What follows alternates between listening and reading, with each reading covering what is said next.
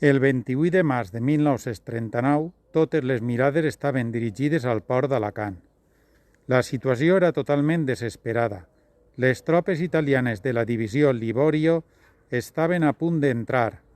Les avionetes de la Legió Còndor des de les Balears controlaven el cel i la flota franquista amb el creuer Canàries dominava el mar. Al voltant de 15.000 persones buscaven una eixida.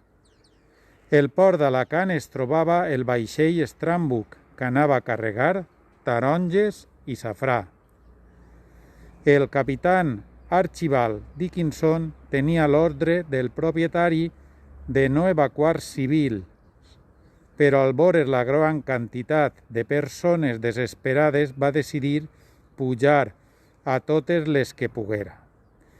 Finalment van embarcar 2.638 persones, entre elles el xixonenc Antonio Mira Hernández, tirròs, terroner de 32 anys i regidor entre octubre i desembre de 1936.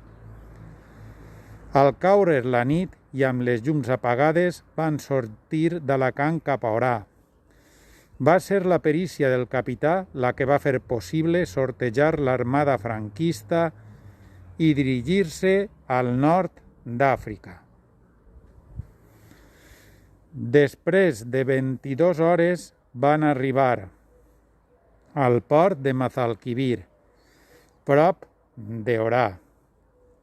Als 2 dies van poder desembarcar les dones, malalts, ferits i els xiquets, però la resta es van quedar en el barco quasi un mes.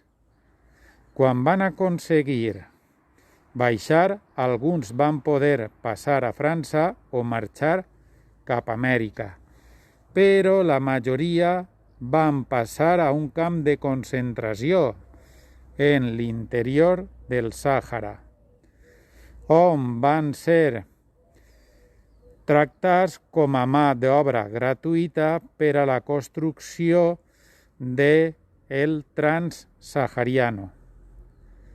El Strambuk i el seu capità van tenir un final tràgic, ja que 6 mesos després de desembarcar en Àfrica van ser enfonsats al Mar del Nord. I això és tot. Ja saps, si vols saber-ne més, busca en Facebook la pàgina Cronista Xixona.